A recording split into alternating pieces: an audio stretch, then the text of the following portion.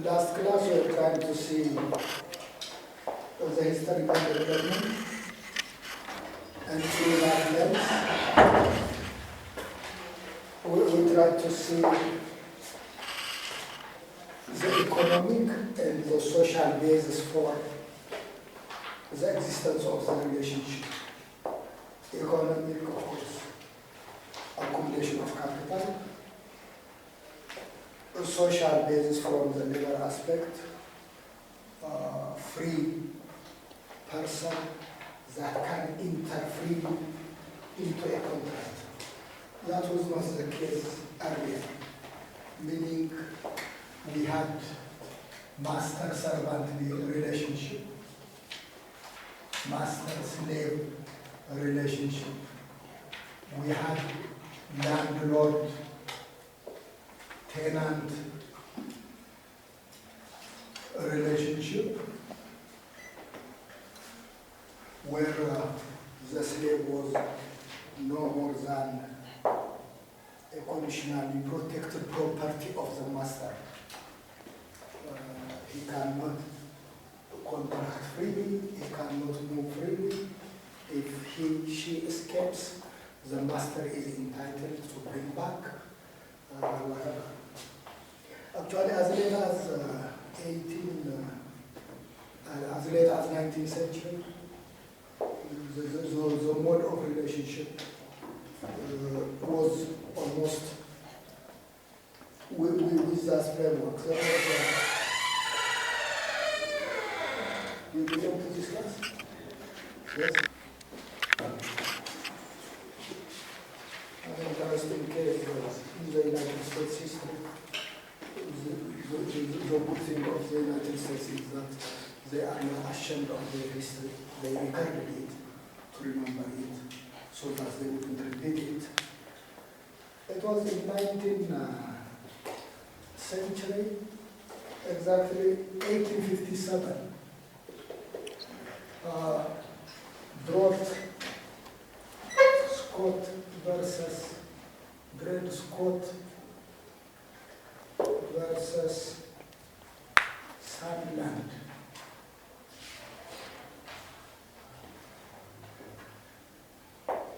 This was a slave. There was a slave in the United States. There were different states. There were free states, and there were slave-owning states. So the slave went with his master to a free state and stayed for some time. Then they went back to the slave-owning state. The earlier principle was once free is free. So the slave asserted his right that I was living for some time in a free state, therefore I am free, I should be left alone. So this case was taken to the extent of the Supreme Court.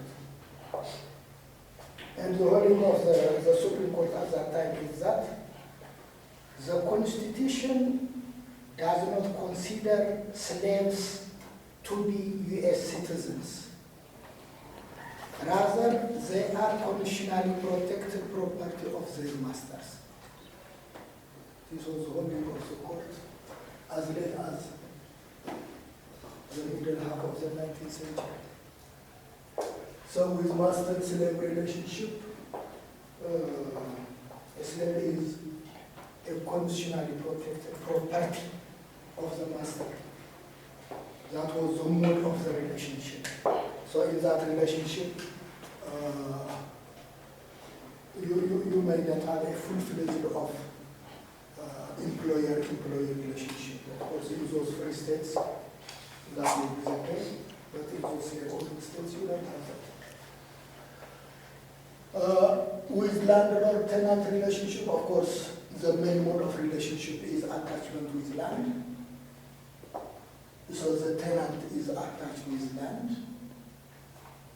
So indirectly immovable, the land is immovable, so the tenant is also immovable by destination, or even though he, she is movable because of attachment to land, they are immovable, and they cannot choose their own master. They will find themselves to a landlord who owns that land. If earlier Mr. X was a landlord, now that through inheritance or the donation, the land was transferred to another landowner. So the tenant's master will be the second landlord. So you cannot choose your master. The good thing, quote unquote, of this capitalist relationship is that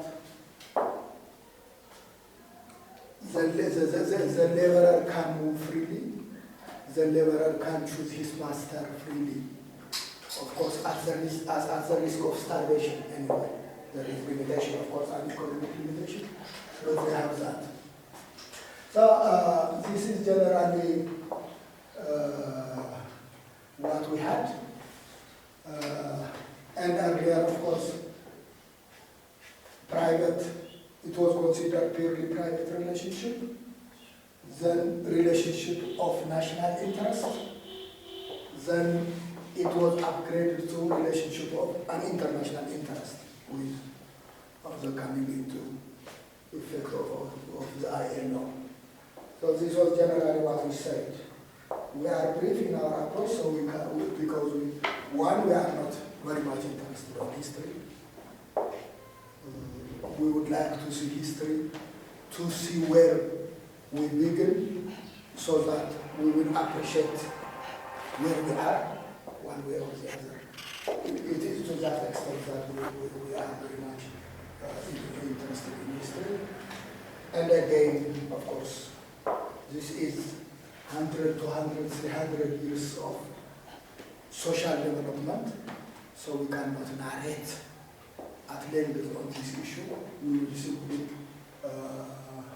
pick and speak about peculiar incidents so that to understand the pattern and to understand the development.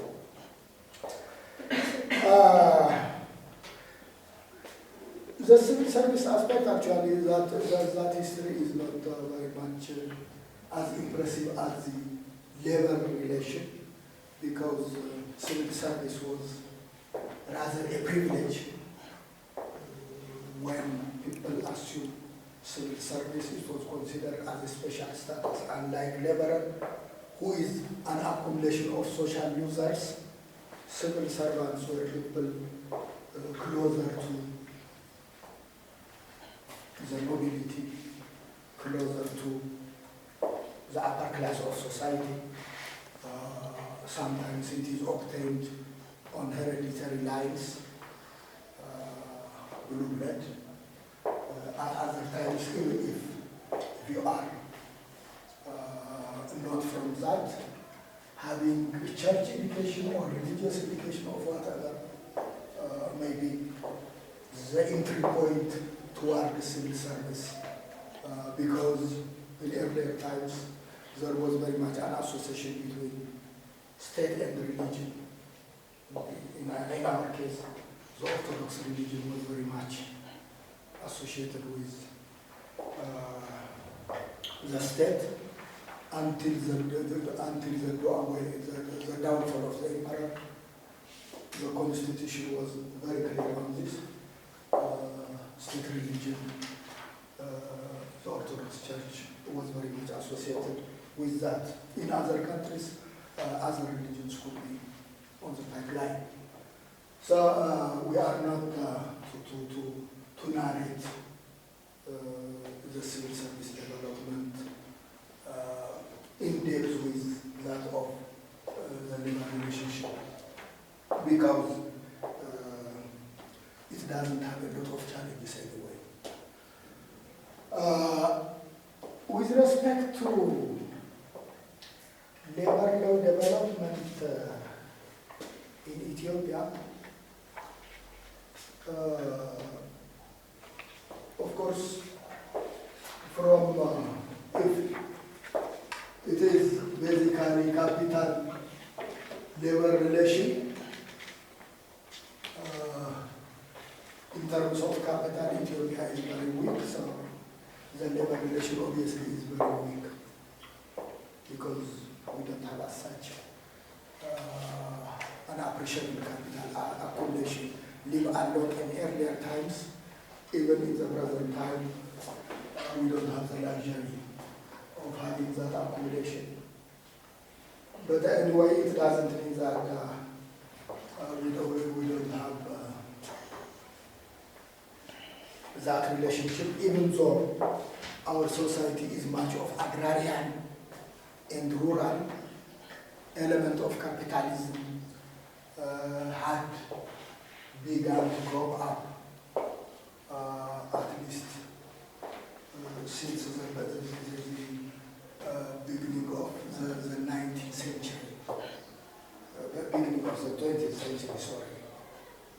At the time of Emperor Menelik, we had elements of modernization being introduced from the different parts of the neighborhood, mostly our neighbors were colonized by European superpowers.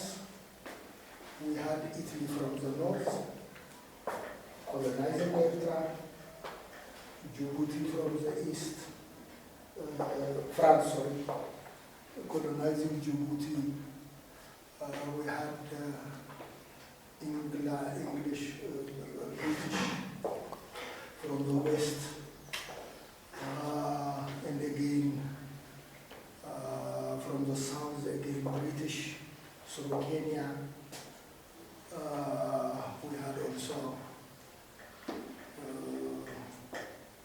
Italy from Somalia, the Italian Somaliland, French Somaliland, Italy and Somalia, French were there.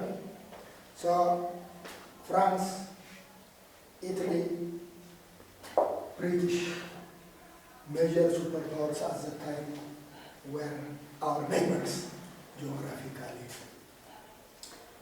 So because of that, there was an interaction anyway. Through that interaction, especially due to the establishment of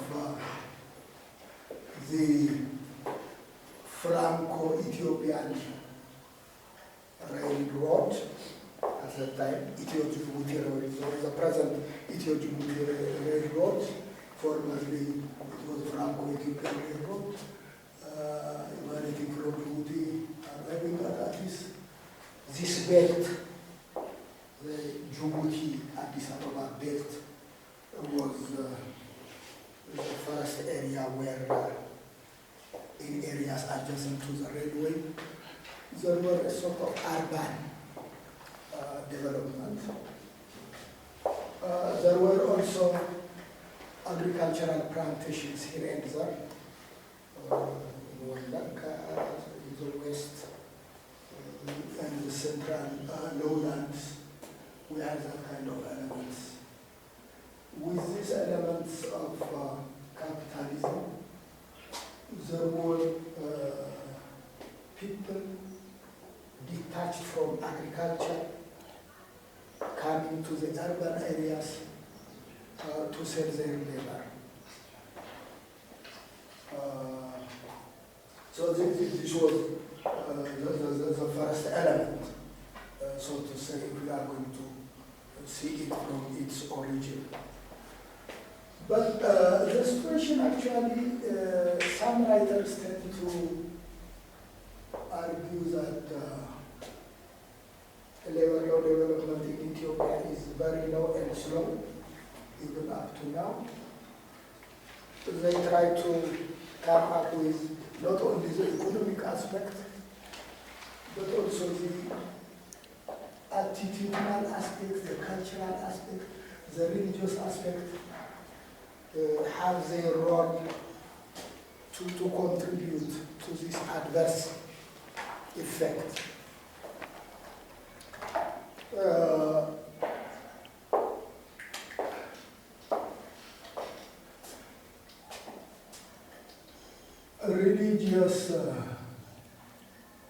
Religiously, as I told you earlier, the Ethiopian Orthodox Church was very much associated with the state.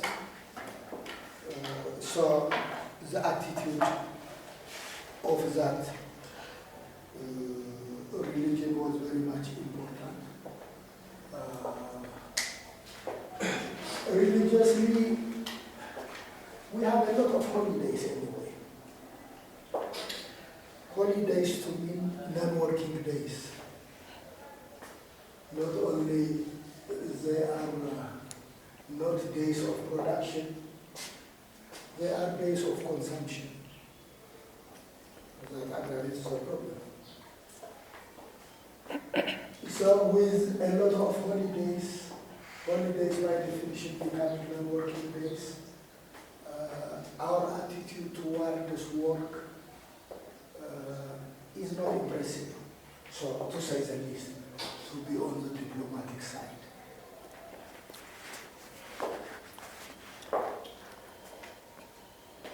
Culturally also the mindset towards labor and laborers is negative. We don't appreciate very much people having hard work. We really appreciate rather people who are there to speak. And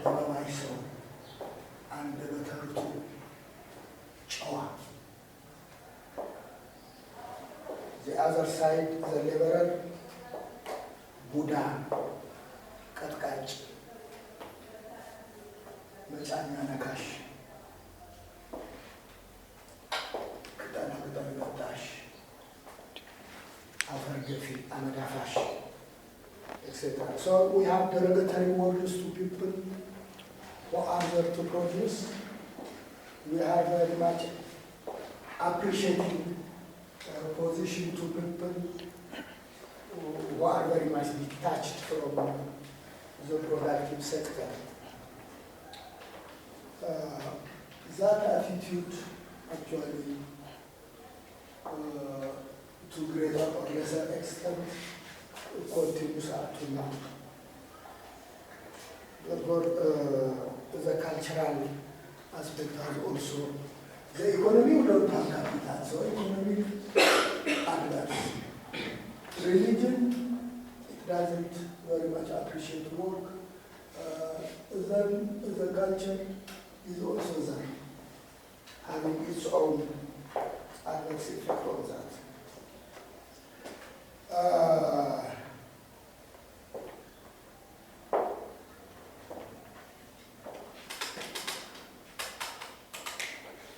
Some people also include, I don't know whether you agree with that or not, some people also include dietary aspect. የኢትዮጵያ ሰው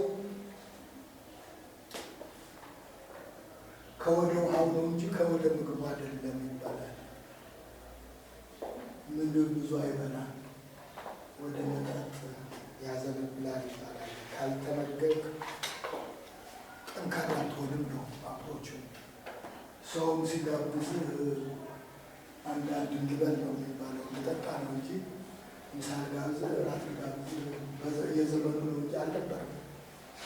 ሆዳም ነኝ እንዴ ረሃብተኛ ነኝ እንዴ ይላል ምግብ ከሆነ የምትጋብዘው። ይህም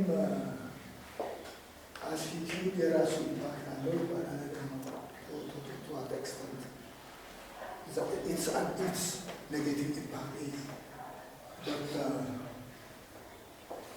because of the combination of a lot of this, our attitude towards working people is not impressive. So because of that, a lot of potential has been lost.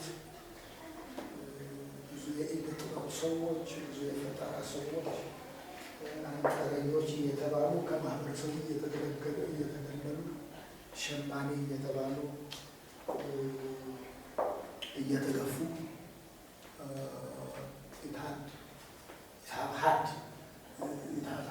its own adverse effect on the development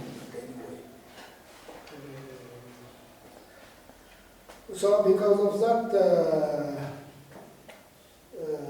the then Emperor of Ethiopia, Emperor Menelik, was very much concerned with the attitude of the community towards the working class. So the first proclamation, it was a proclamation of 1908, that we consider is an important historical record to our purpose. Emperor Menelik came up with a certain proclamation on this. What he was saying is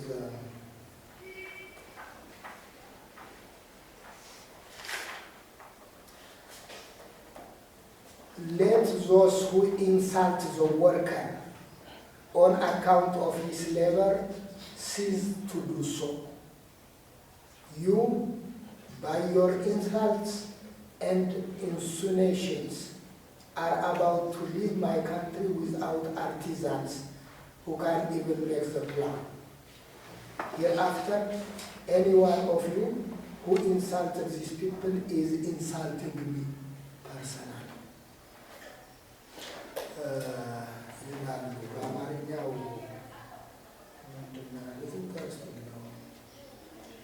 እናንተ ሰውን በሙያው ምክንያት የምትሳደቡ ይህን ድርጊታችሁን አቁሙ።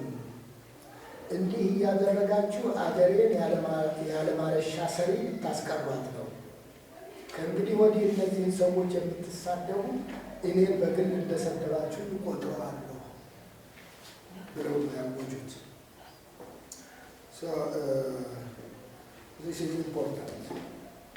Cultural attitude has its own adverse effect on economic development. So the emperor at that time tend to say that this is tantamount to insulting me, therefore I wouldn't tolerate this kind of things.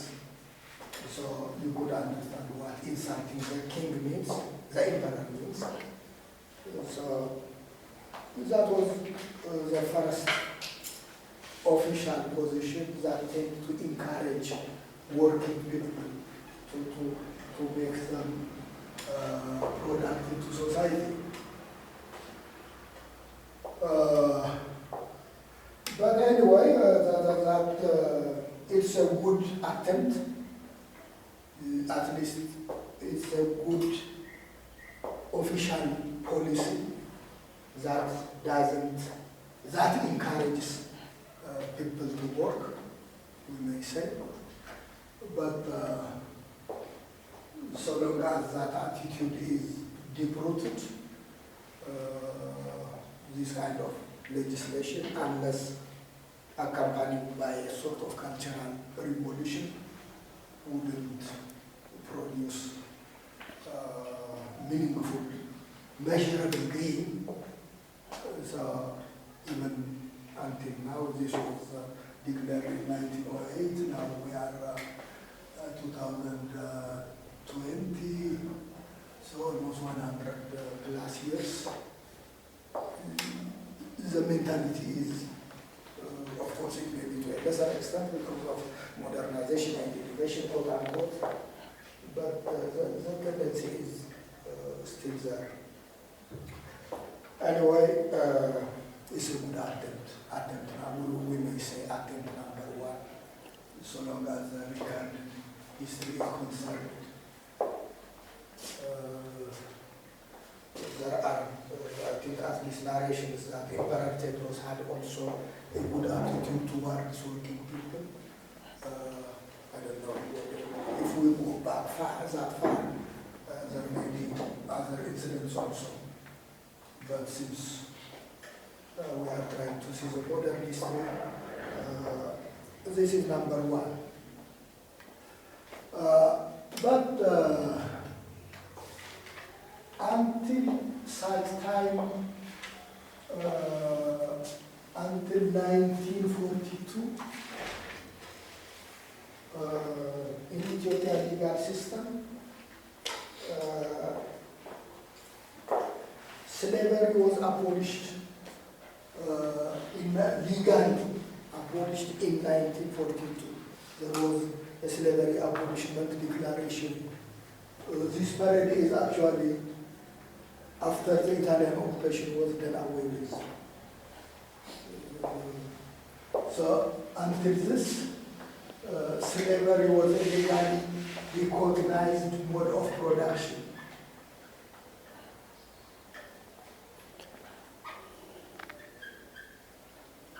So in a situation where slave master and slave relationship exists, by definition you don't have as such free person to bargain, to enter into a contract.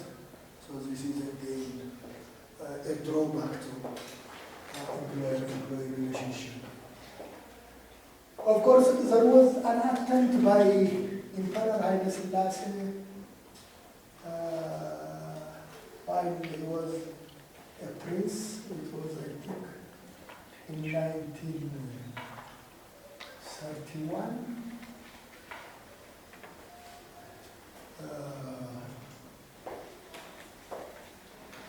There was an effort by, since he was trying to create connection with the external world, the external world was very much unhappy to know that slavery as a mode of production was existing in Ethiopia. So they were criticizing the system because of that. Especially when Ethiopia was determined to enter into the ILO, International Labour Organization. You remember, as I said last time, it was established in 1919. Ethiopia joined the ILO in 1923. When they applied for membership, one of the serious reservation registered against Ethiopia's membership to the ILO is that it is a contradiction to have slavery as a mode of production on the one hand and to be a member of the ILO on the other. So some members of the ILO were unhappy to admit Ethiopia into ILO membership. So one of the conditions was their need to do something to do away with slavery. So in order to address that concern, in 1931, Emperor Haile Selassie came up with a certain reform that was to be considered as an attempt to do away with slavery.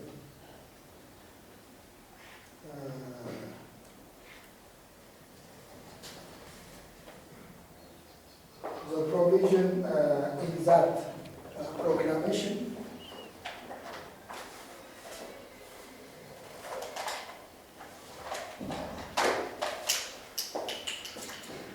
all slaves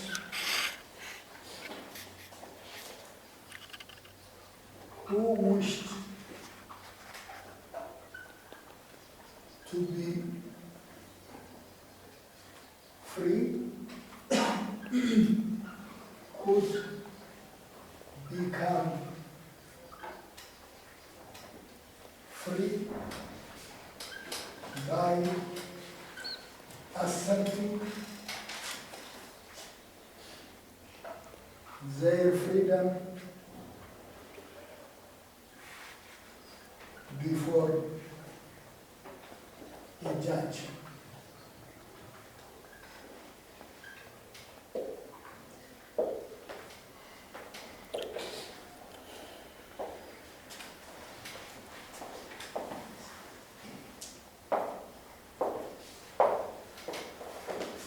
all slaves who wished to be free could become free by asserting their freedom before a judge. This was the declaration that was spelled out by the emperor in 1931. What do you think? Does this provision abolish slavery? Yes. Anyway, there are a lot of things. First of all, yeah, as you indicated, it doesn't address one of the limitations of this prescription is, one, it doesn't address to all slaves. It only addresses to those slaves who wish to be free. So, the enlightened ones, if at all, there is an element of enlightenment. If a certain slave decides to remain slave, the law doesn't have any objection. It is only if you wish, and given the level of consciousness then existing, many slaves would consider that their status is to be a slave, natural status, inherent status. እንዳንደ ጌቶቻቸው ሲሞቱ አብረን እንቀበር ብለው አካኪ ዘራፍ ብዙ ነበር። ከዛ በኋላ ዓለም የለም እሳቸው ከሞቱ በኋላ ተብሎ አብራችሁ ቅበሩ የሚባልበት ነው። So they would consider that their fate is naturally connected to that status. Therefore, many slaves would consider that remaining a slave is their natural destiny. So, that is one. The other thing is, even if you wish to be free, it's not as of right, it's not automatic. There is a procedure laid down. You need to appear before court to obtain a blessing of a judge. It's not as of right that you will declare your freedom unilaterally. You need to satisfy a certain procedure, a procedure of emancipation. So this is again another maybe limitation of this stipulation.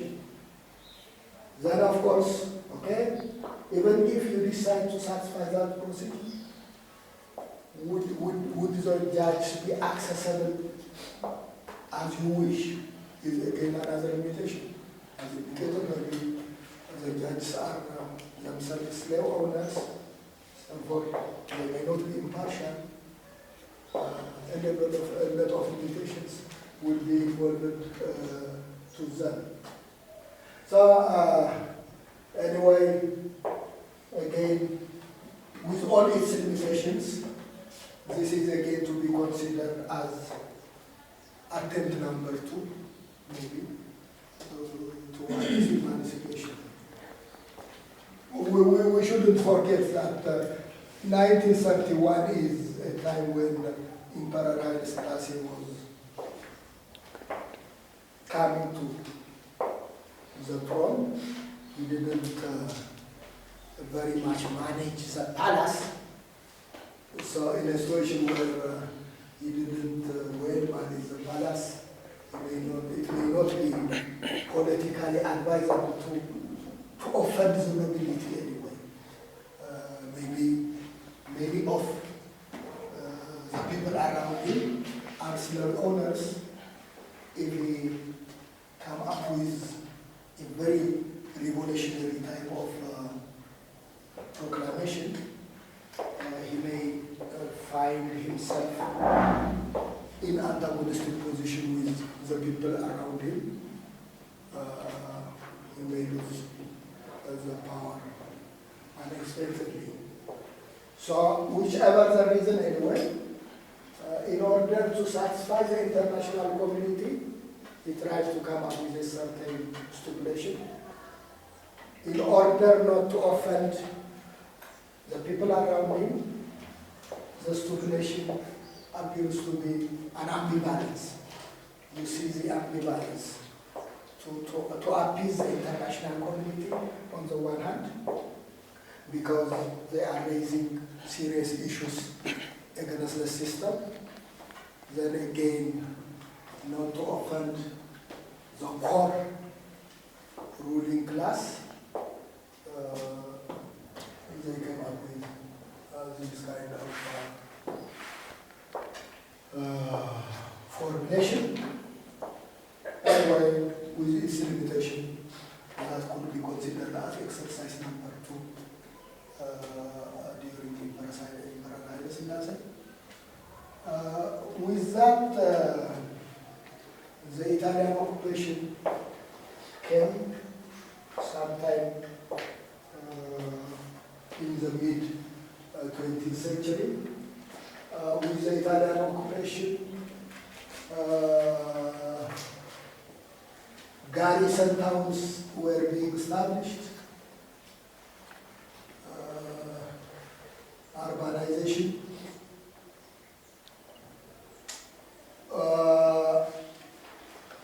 factories that are important for the war purpose were being established, flour mills, oil mills,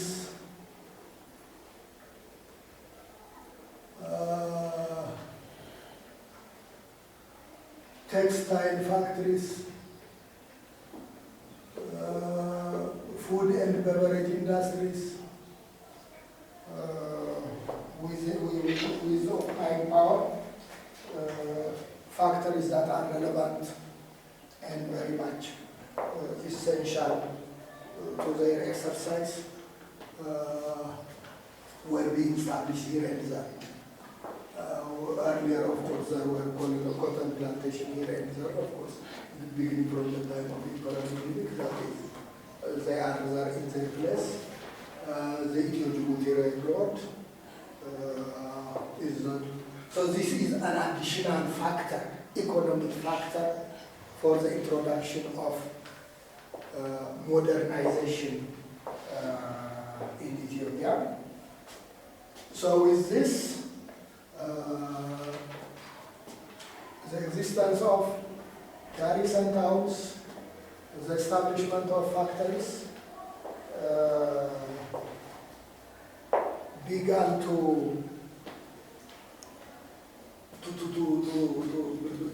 be served as an economic basis for employer-employee relationship to exist. But at this time, you don't have special law to regulate that relationship. Therefore, freedom of contract was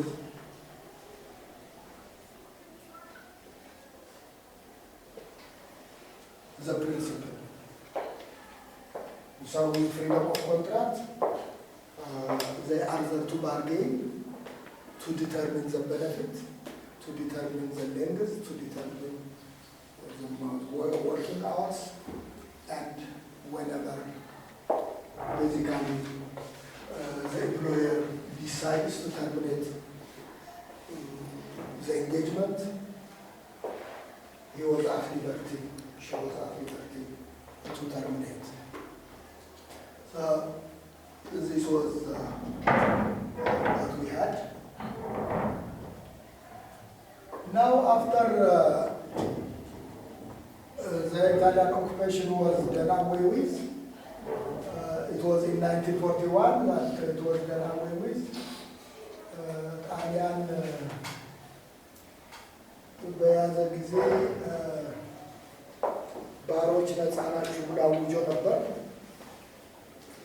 So when the emperor reassumed his power, there was no way except to abolish slavery anyway.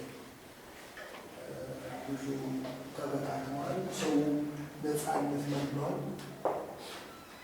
ያለ ንጉስም መኖር ለምዷል። ለአምስት ዓመት ያህል ፀሐይ ሳትጠፋ ንጉሱ ጠፍተው ተኑሯል። በጌታችን የተገዛ abolition of slavery. It was very much revolutionary. It was not a reformist approach. Holding slaves was a criminal act. Transferring slaves, selling slaves was a punishable act. So it was very much revolutionary in a sense. So is this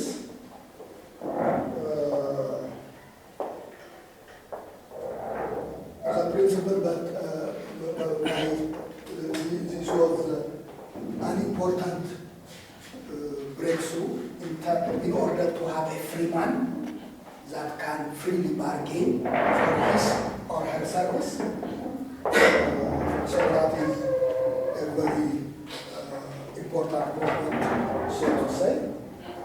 But still, the freedom of contract principle is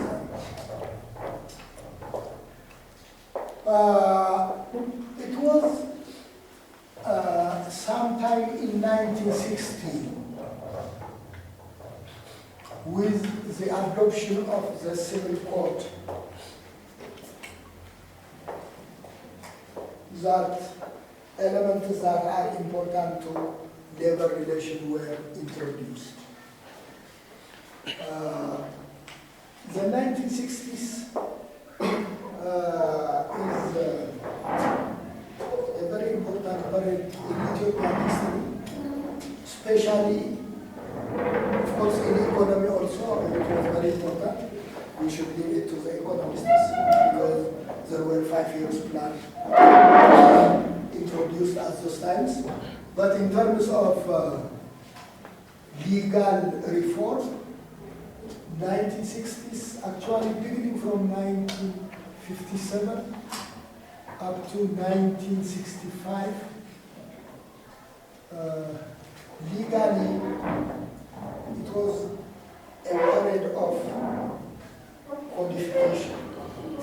It was a period of modernization in law, from unwritten law to one is written, not only from unwritten to written, but also from piece of legislation to one is codification.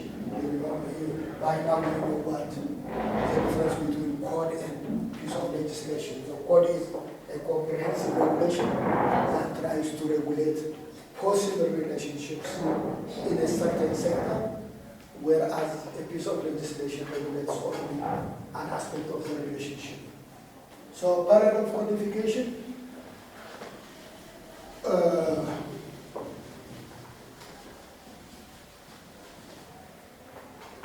in 1957, what happened in 1957? Yes. Not the criminal code of 1957. Of course, earlier also there was another criminal code, but this is more comprehensive than the earlier one. Certain Swiss national who was very much knowledgeable on the field, had assisted the system, Graben. Then Civil Code, 1960. Commercial Code, 1960. Maritime Code, 1960. Criminal Procedure Code, 1961. Is that Criminal Procedure Code? Not yet? Yes. I think 1961. Civil Procedure Code, 1965.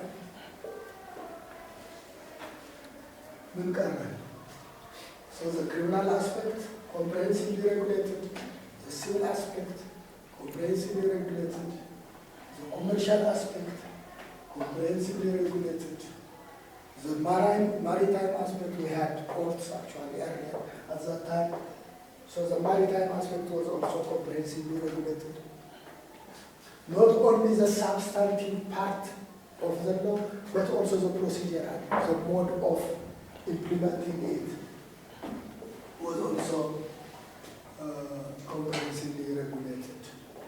So this time was a special period in terms of legal reform. The period from 1957 to in less than 10 years. There was, of course, it was not only in law, it was also in other areas. The economy was also, there were a lot of agricultural plantations. The country introduced 3 5-year plans. So there was an expression of modernity at those times. So the area that is relevant for our purpose is the civil code. Under the civil code, the civil code, as you know, tries to regulate a lot of relationships. The family relationship is there. The parent-child relationship, law of persons aspect is there.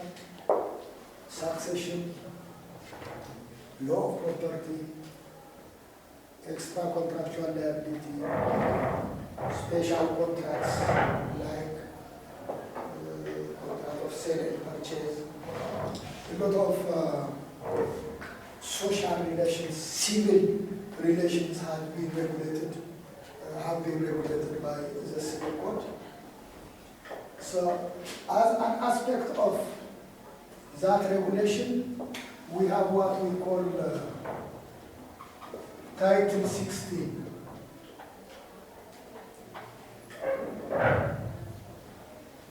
Of the code,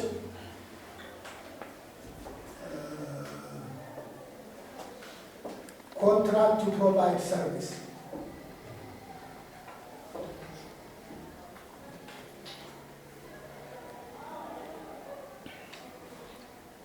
Services.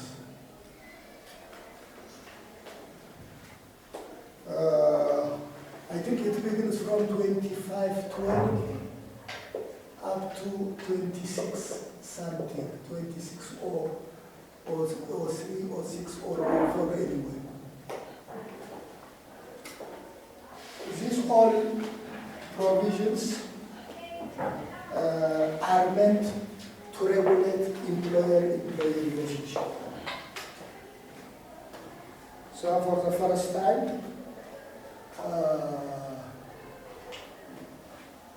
there were peaceful efforts like the slavery proclamation or what have you. There were also others in other areas actually. So they are less important to consider in our narration. But the more significant regulation of labor relation is to be observed in the Civil Code of 1960. It tries to define what employer-employee relationship is, the nature of the relationship is defined,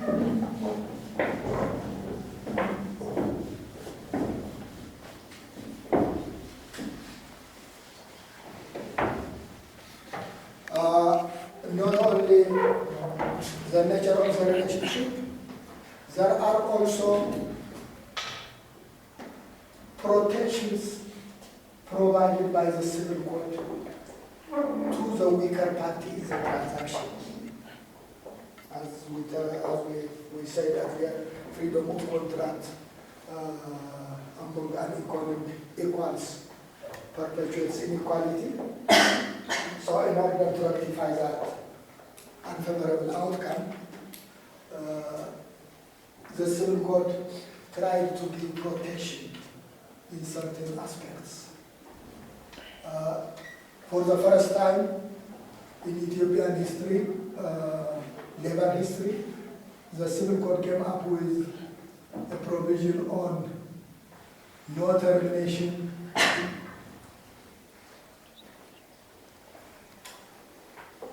without good cause.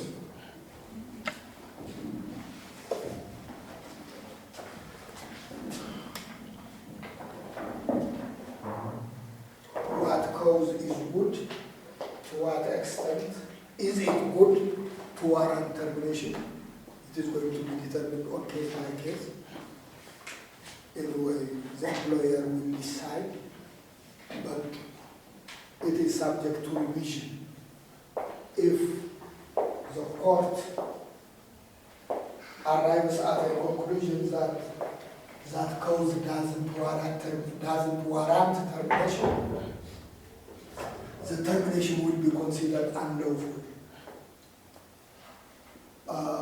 The remedies the code provided for termination without good cause is that compensation will be due. Compensation for unjustified grounds of termination.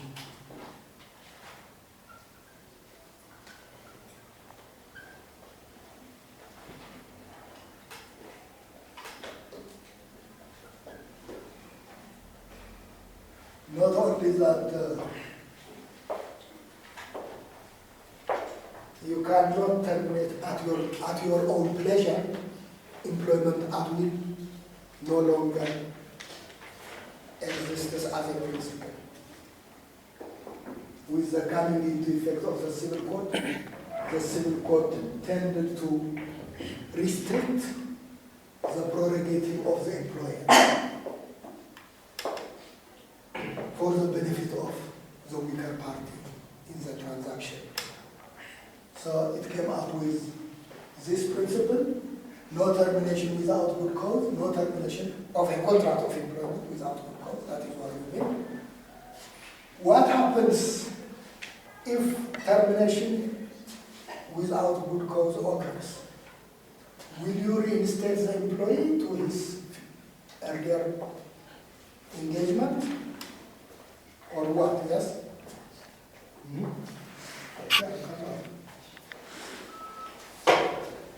As regards to the solution, the law doesn't, the important of law is that it regulates something, it doesn't stop there. It tries to answer a question: what happens if that is violated? So the sanction aspect is also involved in it. For example, it doesn't stop by saying homicide is crime. You don't find the penal code regulating that way. It tries to answer both things. It tries to criminalize homicide, and it tries to give the price of that violation. እንዲያውም ሰው በግድር ወንጀል ነው ብሎ አይደለም የሚያስቀምጠው። እንደዚህ አድርጎ የገደለ ይህን ያህል ይቀጣል። That aspect tries to do two things. It tries to condemn the behavior and tells you the price that you are going to pay if you engage yourself in that behavior. In this case also, no termination without good cause.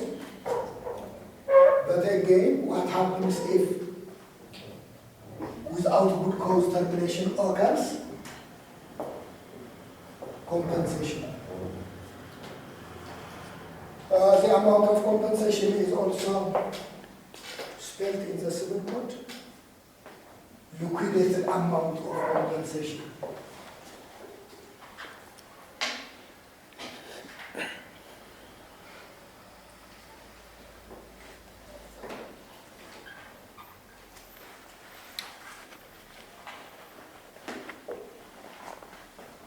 What does liquidated amount of compensation mean?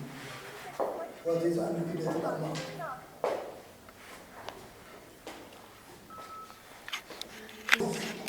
An amount that is set in advance, either by law or by the parties. If it is a contract, the parties may set a certain amount as a price for breach of contract, or the law will come with its own amount. It will not, you will not be at the mercy of the judge, at the subjective appreciation of the judge. When damage is unliquidated, it will be the judge that will fix the amount.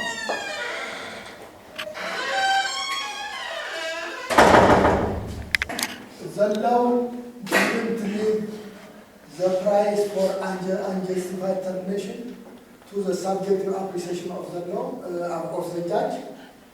It has already stipulated the amount. Unfortunately, there is a controversy on that. The Amharic version of the civil code says, I think 3 months wage of the employee. No more than, I think.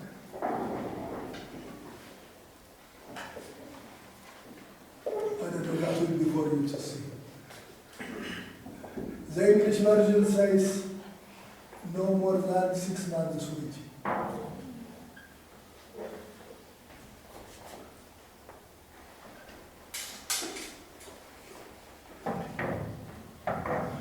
For compensation for unjustified dismissal,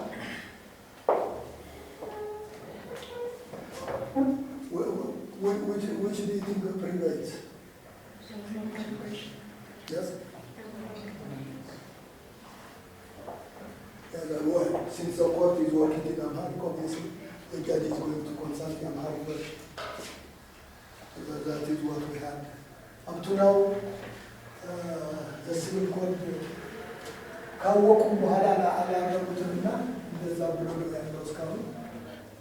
Of course, with the coming of special labor laws, it has been rectified by others. It is only for those employees who are to be governed by the civil code that this applies. We shall see which employees are still governed by the civil code. But for the substantial part of the employment relationship, since we have a special branch,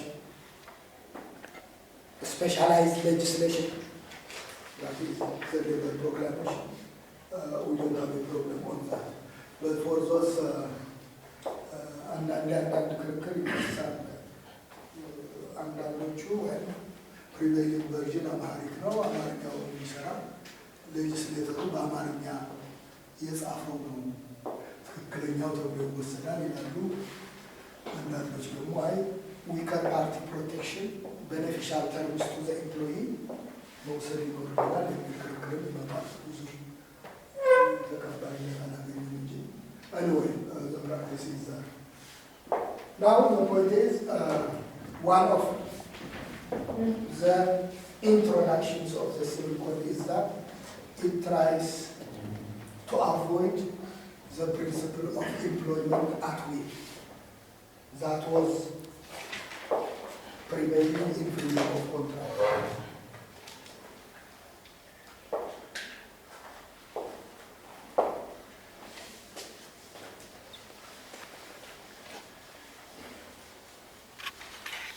The other thing,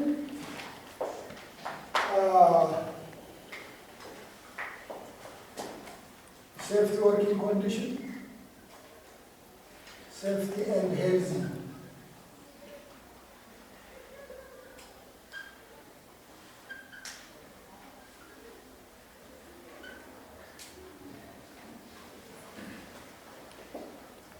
Working in factories is risky, dangerous, because you are exposed to a lot of things in terms of heat, in terms of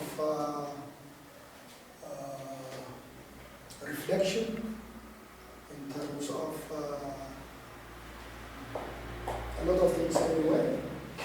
chance are there? A lot of things. Therefore, you will be exposed to industrial accident,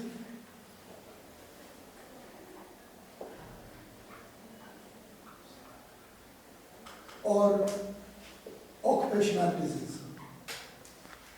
Diseases associated with the occupation you perform.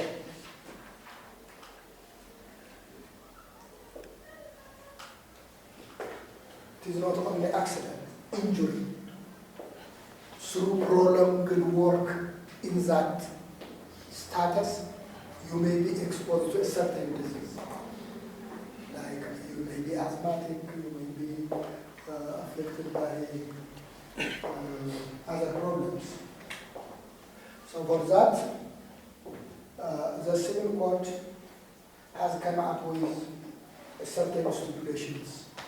Of course, they were not as detailed as we have now, but as the principle was that they try to avoid the so-called voluntary assumption of risk, making the employee his own insurer in that principle. That was the case. But with the Civil Code, is there someone with the Civil Code?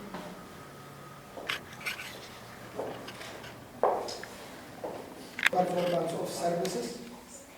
Chapter 1, Contract of Employment in general. This is where it begins, 2520. So now, for the purpose that we would like to have is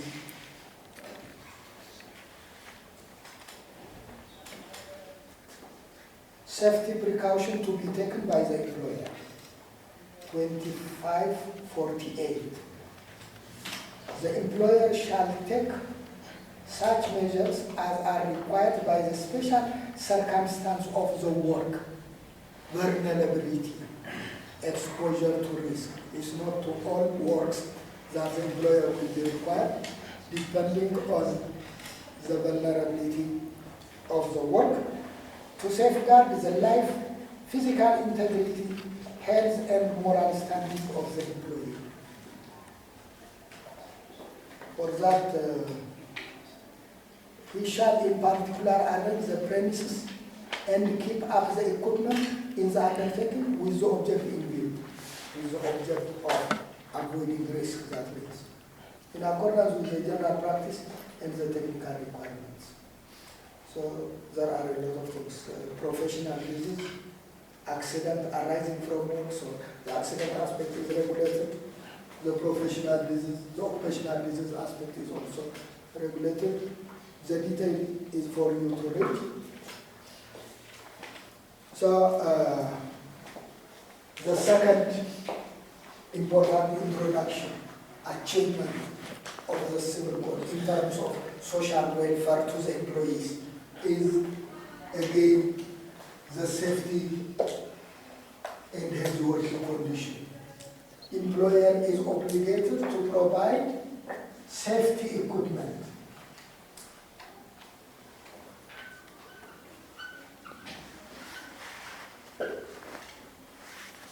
Equipment that are necessary for the safety of the employees who will be engaged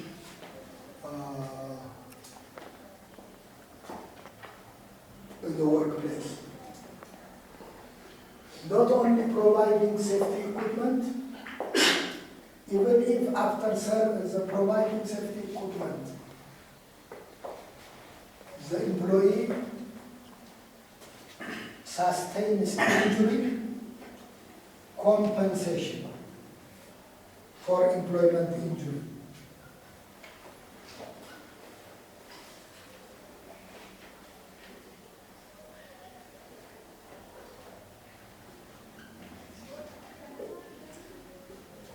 Or for occupational disease, if it is a sort of disease.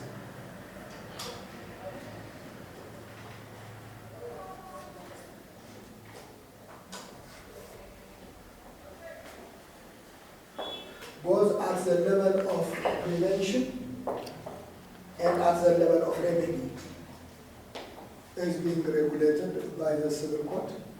In the amount of compensation, you can see it from the civil code. You have again a sort of liquidated damage, liquidated amount of compensation provided by the law to avoid subjectivity and heterogeneous decisions by courts.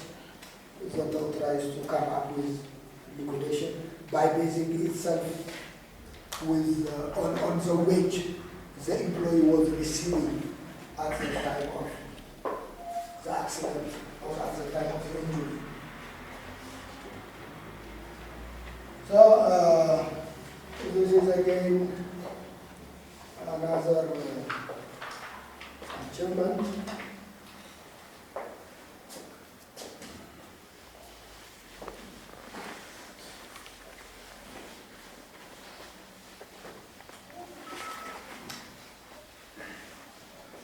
The other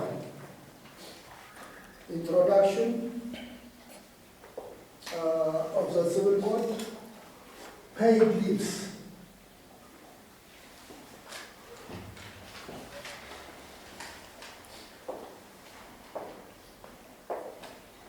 Under the freedom of contract principle, basically what works is, you will be paid if you render service. If you do not render service, there will not be payment.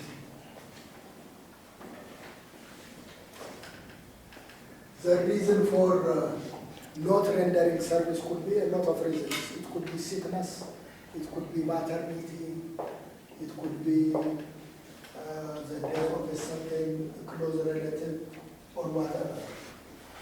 Irrespective of the reason, no service, no payment was the prevailing philosophy under freedom of contract principle. But the law tends to consider a human being not only from the aspect of a productive being, but also from being a social animal. There may be sickness, there may be mourning, death of close relative, and there may be a need to take leave to come up with a new energy, annual leave, or whatever. So for this,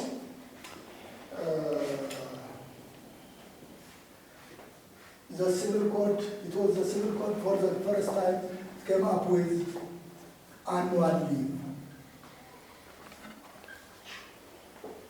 sick leave,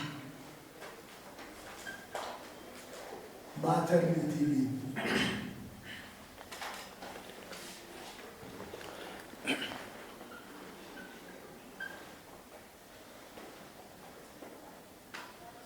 For an employee who served for a year to the employer will be required to pay the employee for a certain days in a year, even if the employee does not render service. That is what annual leave means.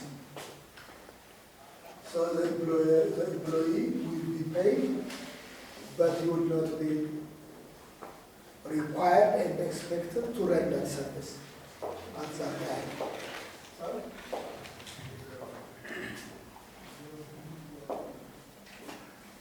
With respect to sick leave again,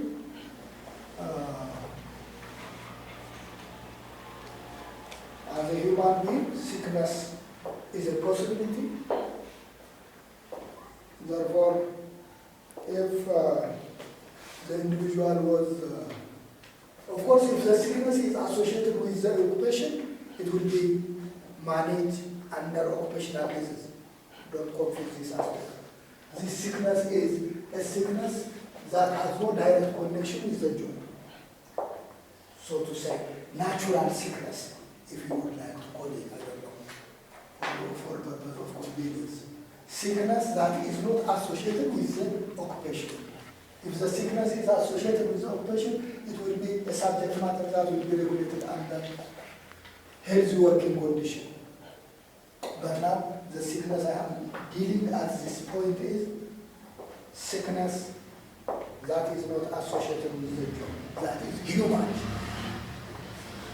So for that also, the Civil Code has put a certain dates that will be paid even if the employee doesn't render service.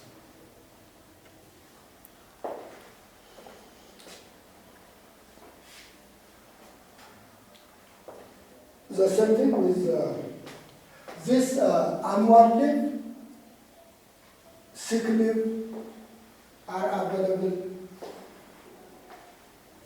to every employee. Generally available entitlements.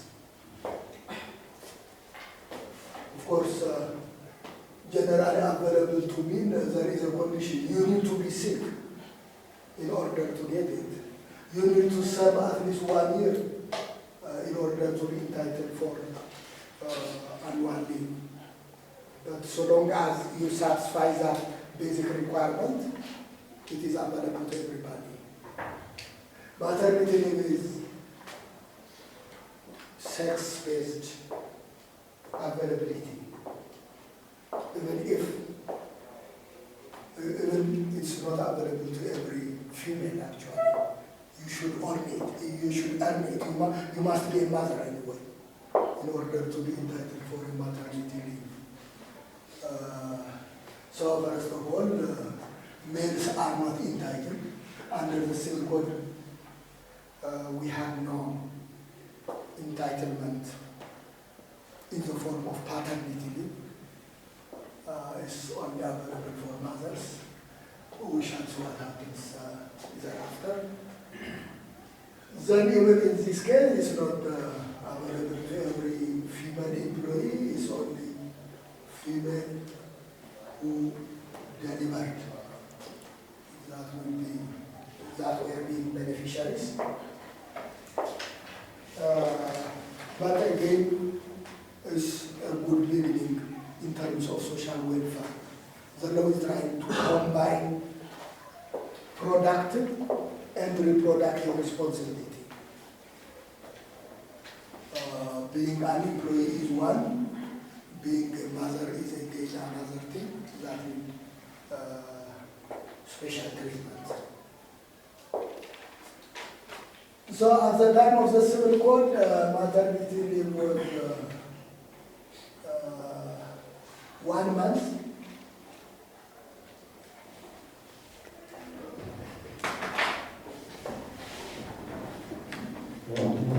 From the time of delivery, 1 month.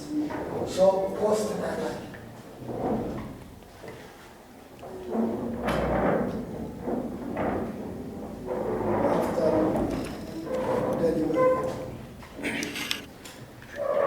From this 1 month, it was only half of it that was paid leave. The remaining half, it will be the family that will cover the expense. So it was a sort of cost-sharing arrangement, if you would like to use your terminology. Cost sharing. The cost of maternity leave is to be borne by both the family and the employer.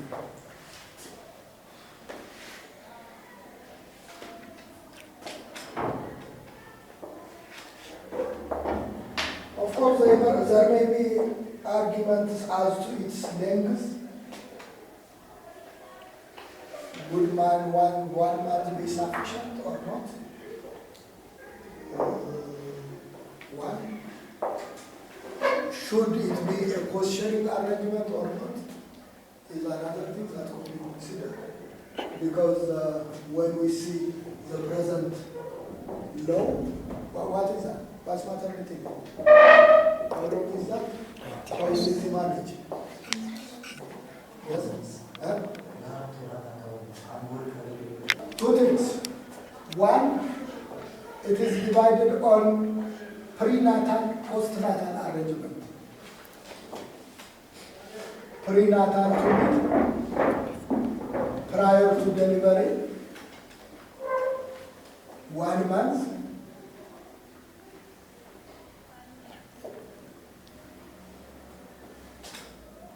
Postnatal, after delivery, under the most recent law, 3 months.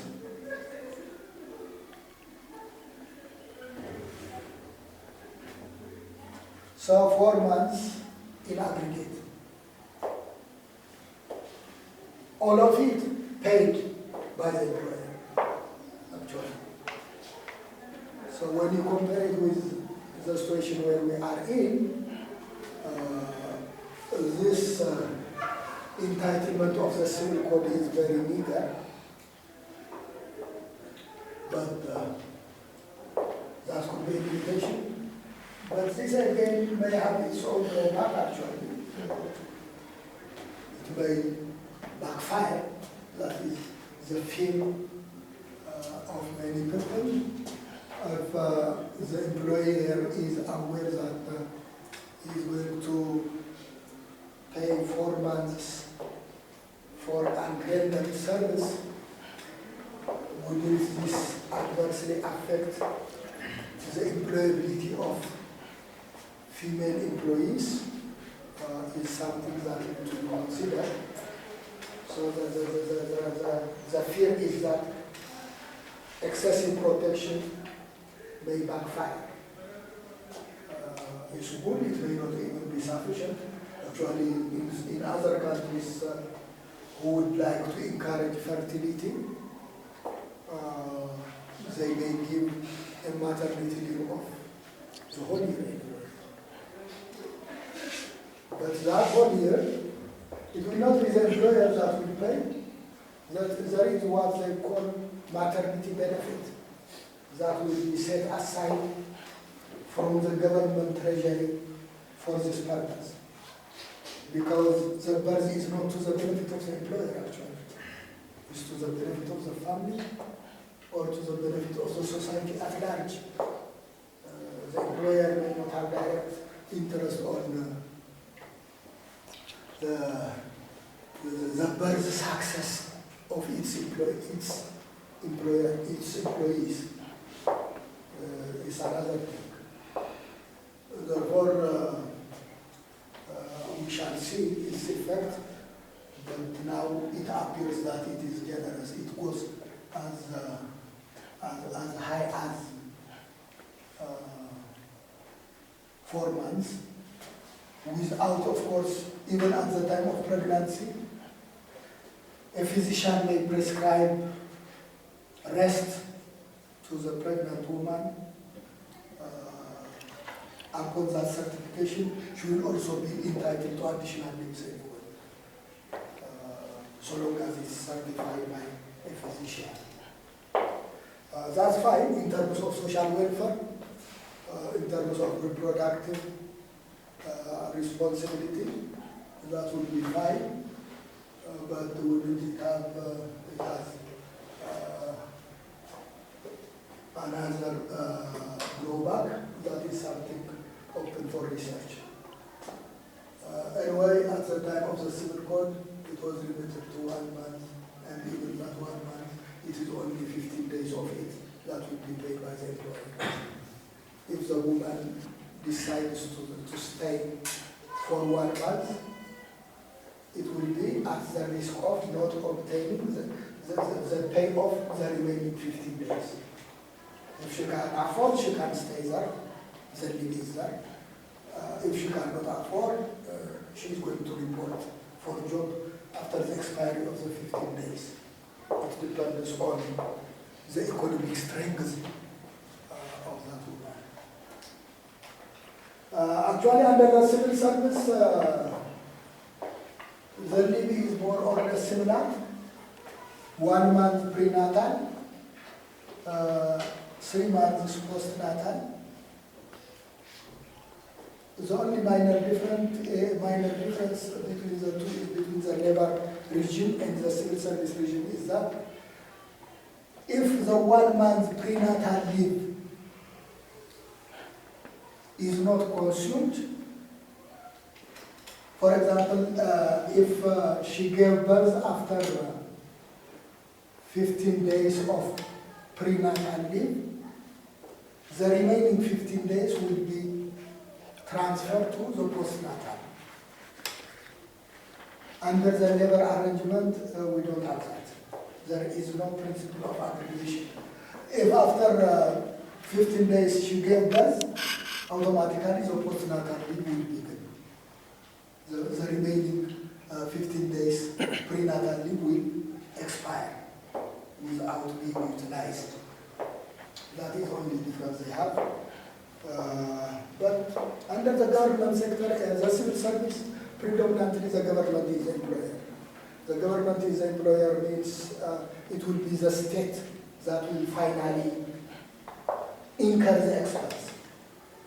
So as a social welfare, there is a duty of the state to provide that welfare to its citizens. But when we take it to the private sector, the situation is different.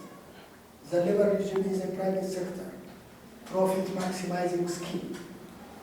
So in sectors where female labor force is the majority, in some areas that is the case, textile, garment, especially those industrial parks, the labor mix is giving numerical advantage to female workers.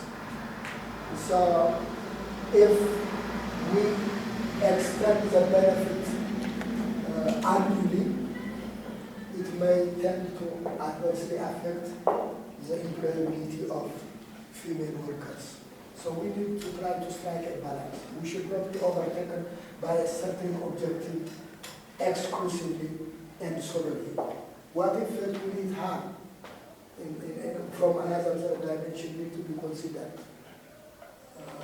So that is something that we need to consider. Anyway, this is where we are.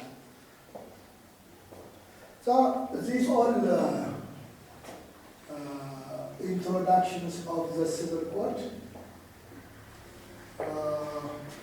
but unfortunately the civil code didn't come up with minimum wage.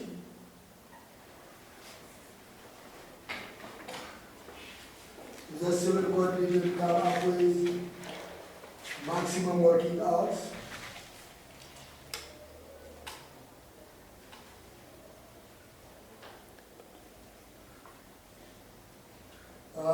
The civil code didn't give room to freedom of association, unionization, etc.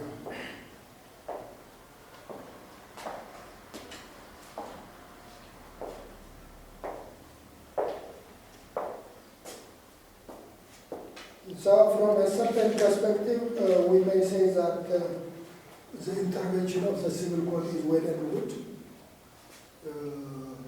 by taking us out of the freedom of contract regime to a contractual relationship that tend to provide minimum protection, minimum labor condition in the form of employment security, in the form of social welfare, such as leaves, in the form of providing occupational safety and health, that can be said it would be a good beginning. But in terms of completeness in terms of the extent of the benefit that has been accorded. It may be raising some concerns, especially in the form of addressing all concerns of employees. We may not dare to say that the civil code was complete. It had its own deficiencies. These deficiencies were attempted to be rectified at a later stage of the labor development in Ethiopian history.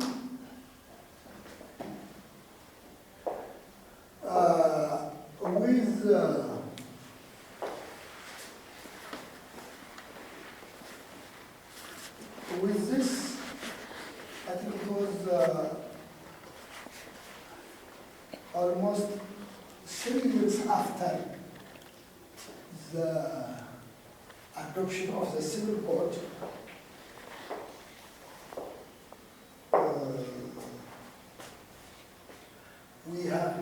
there is a new law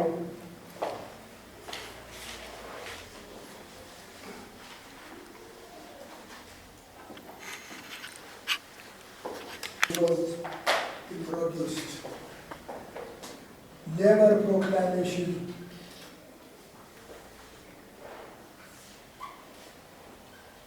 number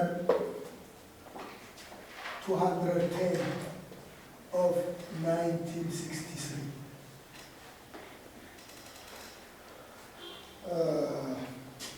So the Civil Code 1960 is this proclamation 6 years after. Oh, sorry, 6 years after.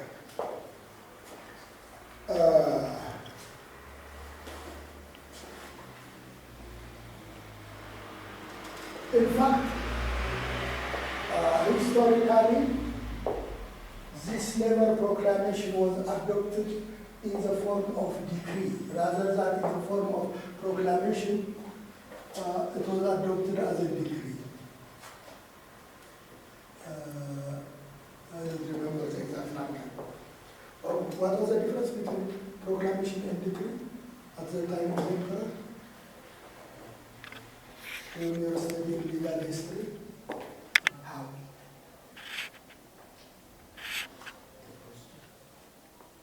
Yeah,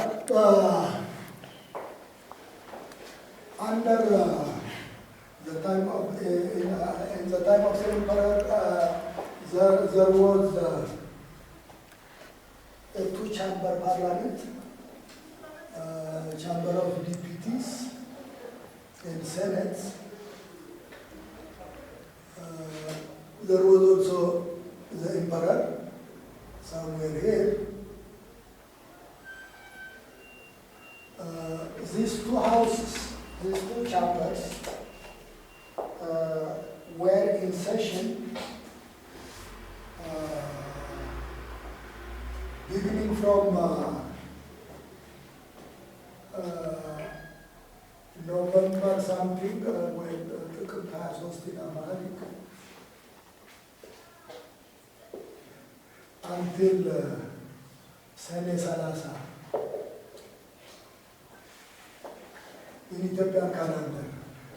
The compass is the coronation of the emperor.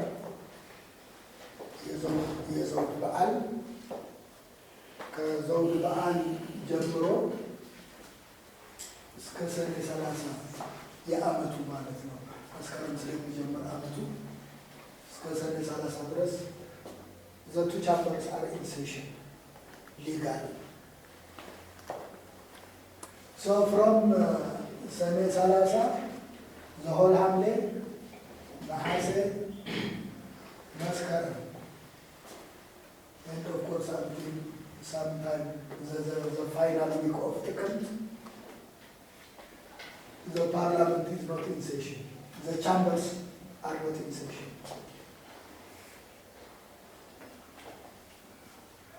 When the parliament is in session, a certain draft bill will be either submitted first to the Senate and adopted by certain majority, then it will be transferred to the Chamber of Deputies. It will be deliberated upon. Once that it has passed by a majority of the two houses, it will be referred to the Emperor for his approval. If the Emperor is happy about it, he will approve it. If he is not happy about it, he will sit on it indefinitely. There was no room for the Senate or the Chamber of Deputies, generally for the Parliament, to challenge the So it is effect anyway, the Parliament is an advisor of the Emperor. It is not strictly a lawmaker anyway. Anyway, that's not our issue. So that was the arrangement. But what happens if an emergency situation occurs while the Parliament is not in session? On those rainy season of Hamle, Nahase, Maskaram, and Tukar. The Constitution had a gap-filling remedy. Well, the Emperor is always there as a fountain of justice, as a fountain of law, as a head of the executive. So the Emperor can issue decree.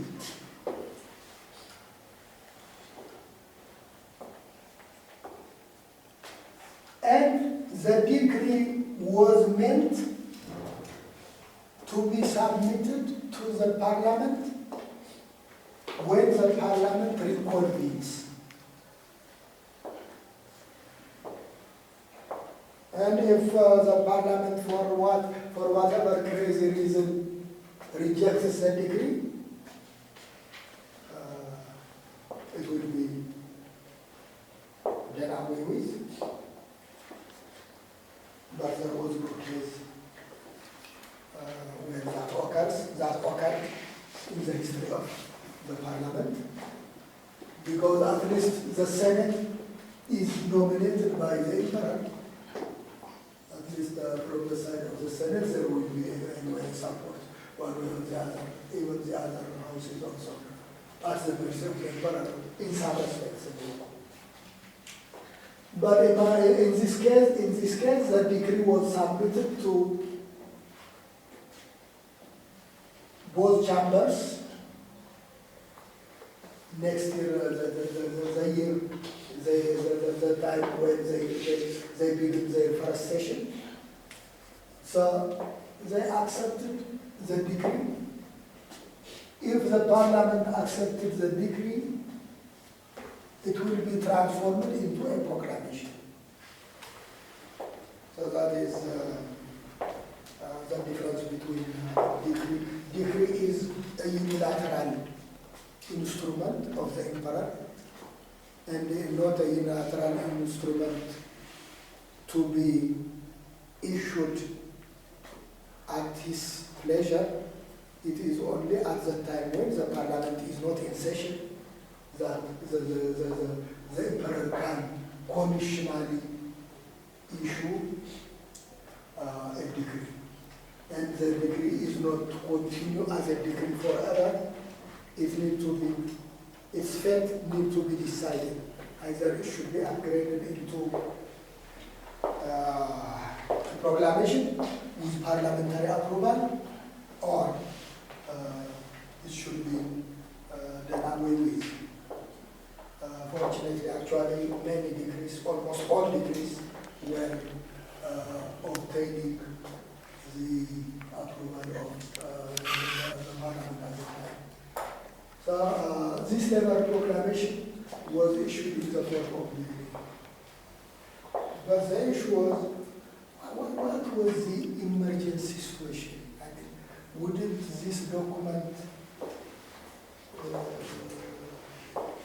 can't this document wait until Parliament reconvenes? What emergency situation dictates the Emperor to issue it in the form of decree? I think we are going to consider in next class whether we're international, regional, and at times national reasons why the Emperor would like to adopt that instrument as soon as possible, urgently. Some writers tend to argue that way. We shall see what those reasons were at the time. Okay, anything?